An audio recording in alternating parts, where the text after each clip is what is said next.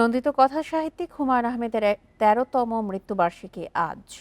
২০১২ সালের এই দিনে যুক্তরাষ্ট্রে চিকিৎসাধীন অবস্থায় মৃত্যুবরণ করেন তিনি। মৃত্যুবার্ষিকী উপলক্ষে আজ নুহাশপল্লীতে থাকছে নানা আয়োজন।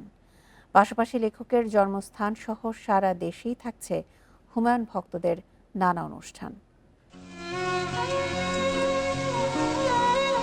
তিনি ছিলেন গল্পকার, পরিচালক, গীতিকার, আরও বেশি কিছু একজন স্বপ্নকার। আজ সেই স্বপ্ন বুনিয়ের বিদায়ের দিন।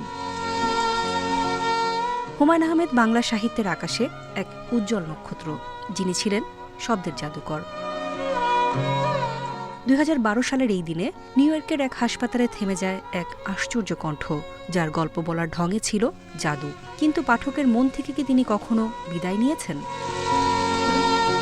তার লেখা নন্দিত নরকে, শঙ্খনীল কারাগার, জোছনা ও জননীর গল্প কিংবা দেয়াল, প্রতিটি যেন এক জীবন্ত ইতিহাস। আর হিমু, মিসির আলী শুভ্র, এই চরিত্রগুলো যেন বাস্তব হয়ে উঠে এসেছিল পাঠকের হৃদয়ে।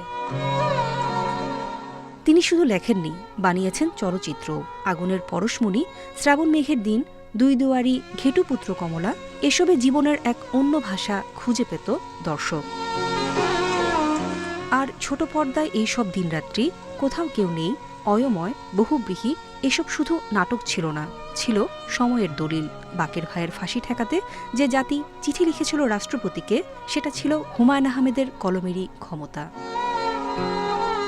তিনি হয়তো নেই আর, কিন্তু এখনও বর্ষার দিনে ছাতা ছাড়া তার ভক্তদের হাঁটতে ইচ্ছে করে হিমু হয়ে।